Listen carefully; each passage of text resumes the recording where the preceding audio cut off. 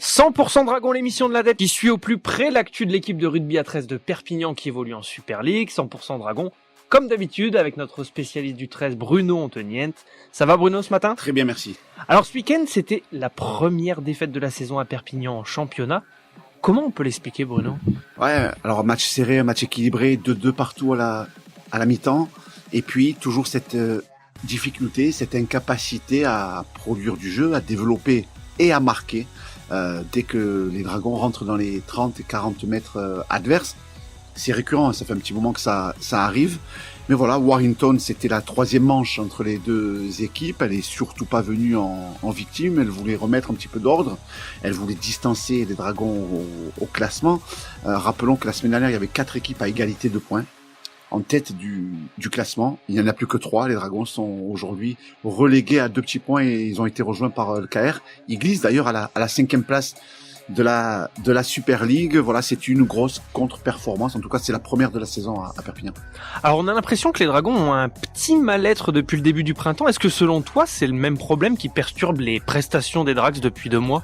Oui, je pense que le doute est rentré dans cette équipe parce que tout le monde pointe du doigt cette incapacité à marquer, cette stérilité, le fait d'avoir un rugby trop prévisible.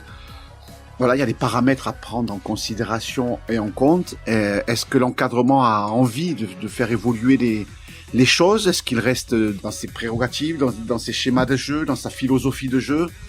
Pour l'instant, c'est en ce sens. On va pas jeter la pierre non plus sur les leaders de jeu qui font ce qu'on leur dit. Voilà, mais on a l'impression que cette équipe, elle manque un peu d'instinct aussi. On a envie qu'elle joue à l'instinct comme elle l'a fait en début d'année.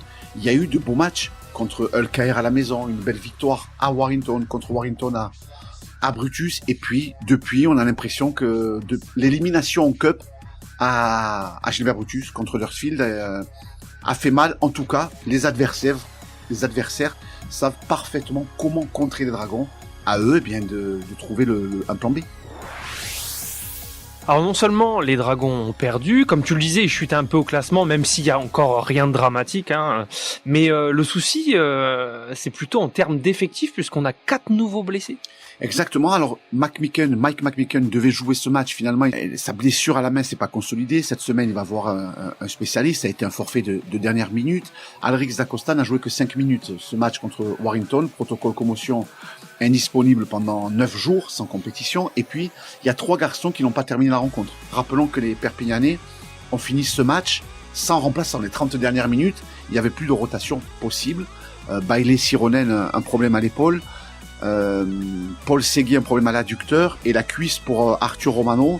Ces garçons-là ont de grandes chances d'être forfaits vendredi pour le déplacement à Saint-Hélène. Et ils vont rejoindre Miki Makinuru, Manumo, Tanguy Zenon et Siwa Tokeao en infirmerie.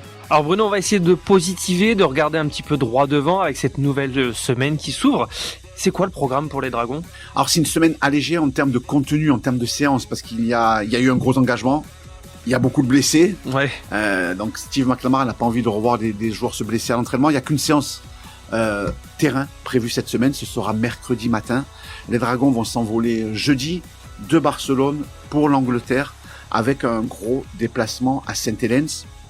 Des Dragons qui restent sur 4 succès consécutifs face aux Saints, mais on sait que cette équipe des Dragons est diminuée, qu'elle est dans le dur, clairement, et Saint-Hélène se voudra mettre la deuxième lame à cette équipe, mais Benjamin Garcia l'a dit, l'an dernier nous étions un petit peu dans la même configuration, et 6 jours après une contre-performance, nous sommes allés gagner à Saint-Hélène, donc on a envie de croire les paroles du capitaine des Dragons.